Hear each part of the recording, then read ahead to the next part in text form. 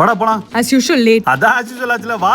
நேத்துக்கு நான் ஒரு சாக்லேட் கேட்டேனே அது எங்க? வாங்கிட்டேன். வரவல்ல விநாயகர் கோயில் போனா பூசாரிக்கு பட்டனால கொடுத்துட்டு வந்துட்டேன். எப்பாச்சும் எதுலயாச்சும் எப்படியாச்சும் என்ன ஸ்பெஷலா ஃபீல் பண்ண வைப்பேன். எனக்கு சின்ன சின்ன சர்ப்ரைஸ் எல்லாம் தருவேன்னு பார்த்தா போற போக்க பார்த்தா நீ எதுவுமே பண்ற மாதிரி இல்லடா. இனிமே நானே என்ன பாத்துக்கிறேன், நானே என்ன ஸ்பெஷலா ஃபீல் பண்ண வைக்கிறேன். நீ ஜஸ்ட் வந்தா மட்டும் போதும். இத புடி. என்னடி இது? நானே எனக்கு வாங்குற Dress. என்ன டேட் கூட்டி போறியாடா? How sweet. புது Dress-ஆ? நான் ரெடி ஆயிட்டு வரேன். ரோசா பூ. நீ ஏன்டா சர்ப்ரைஸ் ஆவற? நான் தான்டா சர்ப்ரைஸ் ஆகணும். நீ என்ன சர்ப்ரைஸ் பண்ண கூட்டி வந்திருக்கேடா. அதான் சோஷியல் மீடியால போட்டு வீடியோ எடுத்துட்டு இருக்காங்கல. தா எல்லாம் பொறுக்கு, எல்லாம் போய் பொறுக்கு. நீங்க ஏன் மண்டல மட்டும் தனியா போடுங்கனே.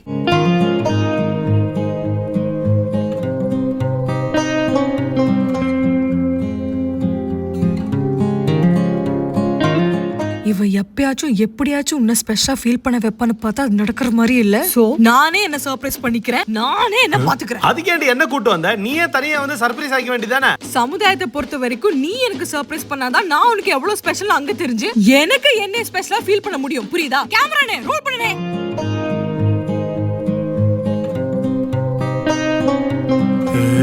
சர்ப்ரைஸ் ஆவாத இது எனக்கு.